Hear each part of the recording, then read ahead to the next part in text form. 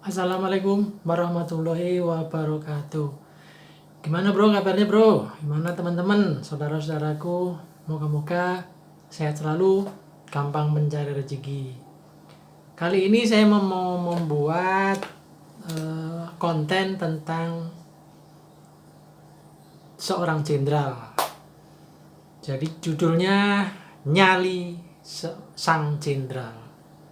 Jadi ternyata untuk menjadi seorang jenderal itu bukan hanya karena pintar, bukan hanya karena pandai, bukan hanya karena sekolahnya terus lulus dan seterusnya, bukan. Tetapi salah satunya itu juga karena punya nyali. Jadi seseorang itu bisa menjadi pemimpin juga salah satunya sebab nyali. Ada hal menarik yang disampaikan belakangan ini terkait apa yang disampaikan Pak Jokowi tentang moral dan Polri, di mana di beberapa tempat ada mural yang berisi penghinaan terhadap Pak Jokowi atau kata-kata yang kurang baik dan lain-lain. Itu diceritakan oleh Pak Jokowi, para polisi terburu-buru untuk menghapusnya atau beramai-ramai menghapusnya. Padahal Pak Jokowi sendiri sebagai orang yang menjadi pembicaraan di mural itu merasa tidak ada masalah gitu, nggak apa-apa katanya. Sehingga ada seorang jenderal yang punya nyali justru malah mengadakan lomba mural. Siapa jenderal itu? Kebetulan Pak Sigit sebagai Kapolri idenya. Dan justru dengan diadakan lomba mural, Pak Jokowi juga justru angkat jempol. Jadi ini sekali lagi kayak gini soal nyali. Jadi begini, saya sambil pengalaman menceritakan sedikit saja pengalaman menulis buku tentang seorang jenderal namanya Ugroseno. Dulu jabatan terakhirnya adalah Wakapolri. Beliau pada saat saya tulis masih bintang 1, tapi dalam perkembangan nggak lama kemudian sampai bintang 3. Jadi Wakapolri memang bintang 3 saat itu. Sedikit pengalaman menulis buku seorang jenderal, ternyata ya liku-likunya gampang-gampang susah. Karena kita harus mencari data sendiri ke lapangan. Kurang lebih ada 15 kota yang harus saya jalani, di mana kota-kota tersebut ada dari tempat lahirnya Pak Ugroseno, ada tempat ibunya Pak Ugroseno, ada tempat dinasnya, dan sebagai polisi kan dinasnya berpindah-pindah. Jadi saya harus mencari bahan di beberapa daerah di mana beliau pernah berdinas, sampai ke Sumatera Utara, ke Medan, sampai ke Bangka Belitung, sampai ke Poso, Palu, dan masih banyak lagi. Jadi liku-liku menjadi penulis dengan menulis seorang tokoh seperti Jenderal Ugroseno itu ternyata juga butuh nyali juga. Bahkan suatu kali saya harus mewawancarai komandan marinir, berada di sebuah pucuk gunung di daerah Mojokerto ya, naik ke atas itu untuk sekedar wawancara. Nah, proses menemui kawan-kawan beliau ini juga gampang-gampang susah. Karena apa? Karena kan beliau ini pada saat saya tulis kan sudah menjabat Wakapolri, otomatis teman-temannya kan ada yang sudah bintang 4 seperti Panglima TNI saat itu, atau Komandan Marinir, atau tokoh-tokoh yang sudah sekelas menteri gitu. Jadi otomatis lingkungan beliau sudah tinggi, sehingga nggak mudah lah menemui para orang-orang besar seperti itu. Tapi itu sekedar sedikit saja proses saya berproses bagaimana menulis sebuah biografi seorang jenderal. Tapi ada beberapa hal yang menarik yang kaitannya dengan judul saya tadi, yaitu soal nyali. Nyali adalah menurut saya perilaku yang dia yakini benar, tetapi orang lain belum tentu berani melakukannya. Kenapa? Ya mungkin ancaman sampai ancaman kematian, bahkan ancaman berhentinya karir, dan lain-lain. Namanya ancaman kan artinya untuk mencapai posisi itu, orang itu harus berbeda dengan orang lain dalam melangkahnya itu. Berbedanya bukan sekedar berbeda, tetapi berbeda dengan keyakinan yang dia yakini dan dia pegangi, sehingga dia mengambil langkah itu. Jadi barangkali kayak contoh apa yang dilakukan Jenderal Dudung Abdurrahman saat menurunkan baliho yang berisi foto Habib Rizik dan beberapa kata-katanya yang dianggap melukai NKRI, katakanlah gitu. Intinya sikap yang diambil Pak Dudung itu kan juga dianggap nyeleneh gitu, berbeda. Dan tidak semua orang berani mengambil langkah seperti apa yang diambil oleh Pak Dudung. Jadi ini di situ harus ada nyali. Kalau tidak mungkin, tidak berani katanya.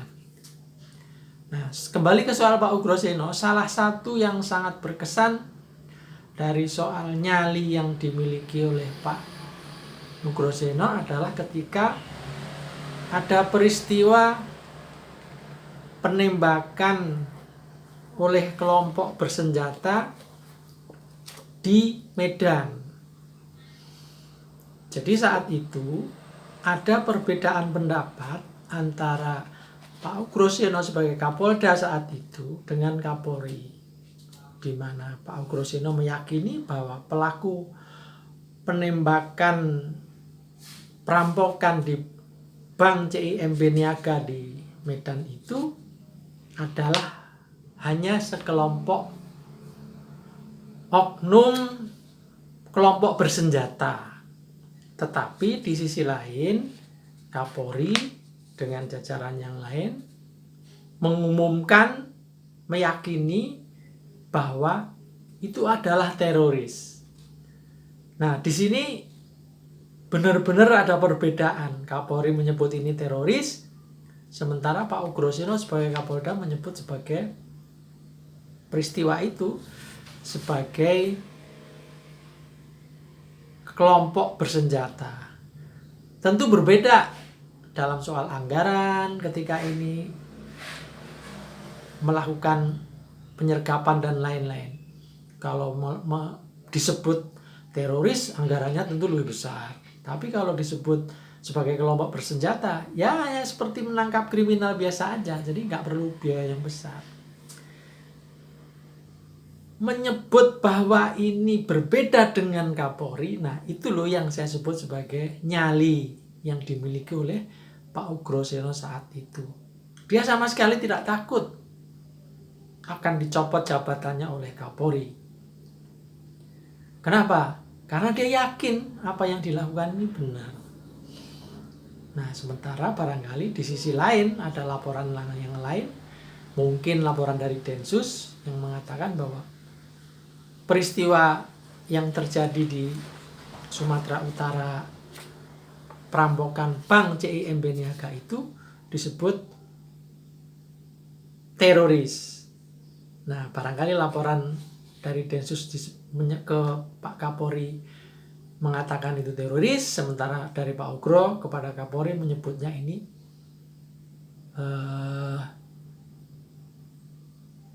kelakuan yang dilakukan oleh kelompok kriminal bersenjata. Jadi ini salah satu contoh bagaimana seseorang itu punya nyali. Dan saya kira banyak hal yang dilakukan oleh Pak Ugro ini sehingga sejarah membuktikan bahwa ternyata Pak Ugro yang benar. Bahkan ketika kelompok bersenjata ini ternyata ditangkap atau tertangkap, ternyata dia bukan teroris, hanya benar-benar oleh pelakunya adalah kelompok istilahnya kriminal biasa. Sehingga saat itu sempat ya ada semacam terjadi informasi yang biasalah menjadi berkembang di masyarakat dan saling tuding, saling itu kira-kira. Jadi dari nyali yang dimiliki Pak Ugro seperti inilah barangkali yang akhirnya Presiden memiliki penilaian sendiri terhadap Pak Ugro Seno ini, sehingga pada saatnya Pak Ugro Seno ini yang akhirnya terpilih menjadi Wakapolri. Jadi menurut saya seseorang yang bertugas atau diangkat menjadi pemimpin itu dia seharusnya dan sebaiknya juga punya nyali. Artinya dia punya keberanian yang berbeda dengan yang dimiliki oleh orang lain. Tapi bukan asal beda ya, tapi perbedaan yang memang diyakini kebenarannya dan perbedaan yang tidak mengada-ada, bukan asal beda. Jadi ini pengalaman, dan saya kenapa dulu juga tertarik kepada Jenderal Ugro Seno ini, karena saya lihat-lihat, saya baca-baca, ternyata memang orang ini hidupnya juga sederhana dan pantas untuk diteladani lah perilakunya itu. Jadi saya sedikit bacakan halaman belakang dari buku ini sebagai kira-kira rangkuman aja dari buku ini. Kisah perjalanan seseorang bisa memberi inspirasi bahwa hidup tidak sekedar menjalankan rutinitas. Namun, hidup bisa memberi warna, menorehkan sejarah, dan meninggalkan jejak. Setiap langkah akan dinilai, apalagi langkah-langkah itu berujung prestasi. Sosok Ugro Seno adalah salah satu jenderal yang patut diteladani dan ditelusuri jejaknya. Ia dikenal sebagai sosok pemimpin yang dalam pengabdiannya tak kenal lelah. Banyak prinsip hidupnya yang menarik untuk dipelajari dan ditiru. Jadi bahkan banyak peristiwa konyol yang lucu, aneh dialaminya. Saya sendiri mengikuti gitu pada saat launching di 3 kota, yaitu di Kota Medan, di Kota Poso, dan di Kota Pangkal Pinang. Salah satunya bagaimana seorang jenderal bintang 3 saat mau terbang dari Bandara Suta mau terbang ke arah Medan, itu sempet-sempetnya tanpa pengawalan masuk ke ATM dan agak lama gitu. Nah, setelah keluar saya tanya, "Pak, ngapain Pak? Bapak ke ATM lama banget?" "Itu Mas, banyak beberapa temen minta pulsa ya, saya kirimi transfer lewat rekening beberapa kawan yang udah pada pensiun."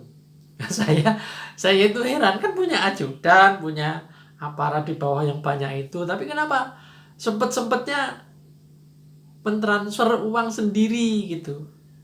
Dan konon ketika beliau ini ke bank juga sering tidak nyuruh orang, sendiri antri.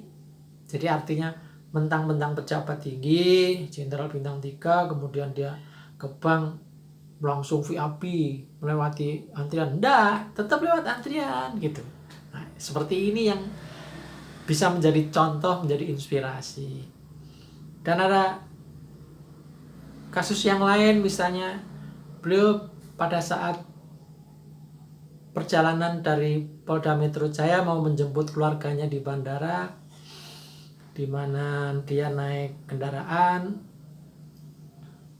keluar dari pintu gerbang Polda Metro Jaya itu, setelah di jalan raya, di jalan yang tol ke arah bandara itu, sebelum masuk tol di stop oleh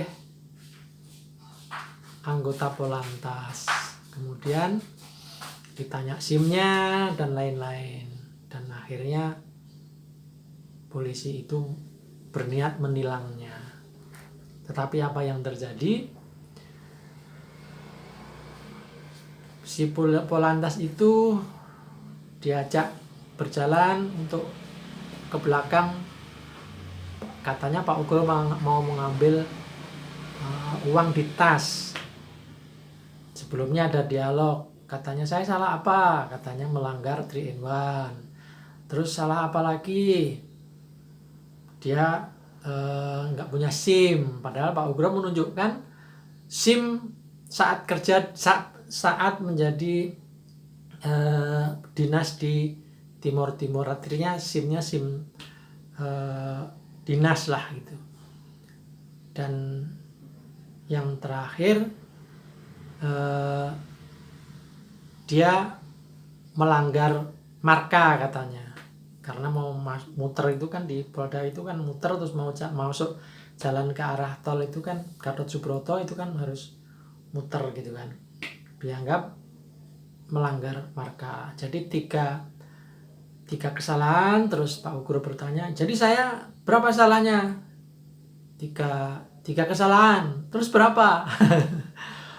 Sambil ngomel-ngomel, kayak jual cendol aja kesalahan begini diuangkan gitu. Nah, pada saat mau ngambil uang, begitu dibuka pintu ternyata ada peci di mana ada logo atau ada tanda bintang 3 itu. Maka si Polantas itu begitu tahu langsung bilang, "Siap, hormat." Ambil motor langsung lari. Jadi itu cerita bahwa Pak Ugro walaupun sudah bintang 3 tapi juga tidak arogan, tidak sewenang-wenang, mengikuti aja apa yang diinginkan anggotanya tadi. Tentu akhirnya juga anggota itu dibina. Jadi dipanggil ke kantor, kemudian diberi pembelajaran, diberi sanksi. Jadi sekali lagi, seseorang hidup ternyata memang harus punya sesuatu yang bisa ditinggalkan. Apalagi kalau seseorang itu punya jabatan. Jadi seperti Pak Kapolri sekarang, Pak Sigit Setiawibowo kalau nggak salah namanya ya, Pak Jenderal Sigit, info terakhir juga sedang memproses 57 pegawai KPK yang kemarin dikeluarkan dari KPK karena tidak lolos kebangsaan. Nah, mau di ASN kan. Saya kira cerita-cerita seperti ini juga cerita menarik. Ini juga butuh nyali untuk mengambil sikap seperti itu. Tentu akan kita tunggu nyali-nyali berikutnya. Nah, pesan yang lain adalah para pejabat yang di bawah Pak Kapolri, saya kira perlu mulai belajar punya nyali. Artinya mencoba mengambil sikap, mengambil keputusan yang asal tidak melanggar hukum, sesuai dengan konstitusi. Jangan hanya pengen mendapat pujian dari atasan, atau jangan takut untuk dipecat dan lain-lain. Disitulah nyali bekerja. Dan yakinlah katanya, kalau kita punya nyali, siapapun juga akan mengakui, siapapun juga akan menghormati pendapat kita. Sebagaimana Pak Ugro tadi, dia punya keyakinan bahwa yang merampok Bank CIMB Niaga itu bukan teroris, tetapi hanya kelompok bersenjata, kriminal bersenjata. Dan dia berbeda Kapolri. Bayangkan sebagai seorang anak buah berbeda dengan pimpinan. Itu kalau nggak punya nyali nggak mungkin itu. Jadi itu salah satu cerita di luar buku. Dan karena dalam menulis tentu kita sempat ya saya kira ketemu Pak Ugro sering sekali saat menulis buku ini. Jadi untuk laporan, untuk koreksi, untuk lain-lain. Dan saya sangat respect dan hormat kepada tokoh yang punya nyali semacam Pak Ugro Seno ini, atau Bapak Kapolri kita yang sekarang, Pak Sigit Setiobudi. Tentu apa yang dimiliki, nyali yang dimiliki Pak Sigit ini mestinya bagus itu kalau didokumentasikan dan itu diceritakan, sehingga masyarakat juga terbuka. Ternyata punya Kapolri yang bagus loh, yang punya nyali. Begitu teman-teman. Ini bagian dari pengalaman saya menulis buku. Jadi menulis buku itu, satu buku saya bisa jalan ke mana-mana. Termasuk saya sampai Papua ketika nulis buku Pak Ugro Seno dulu itu, untuk mewawancarai tokoh-tokoh yang ada di situ. Moga-moga bermanfaat, moga-moga memberi inspirasi. Kurang lebihnya mohon maaf. Assalamualaikum warahmatullahi wabarakatuh.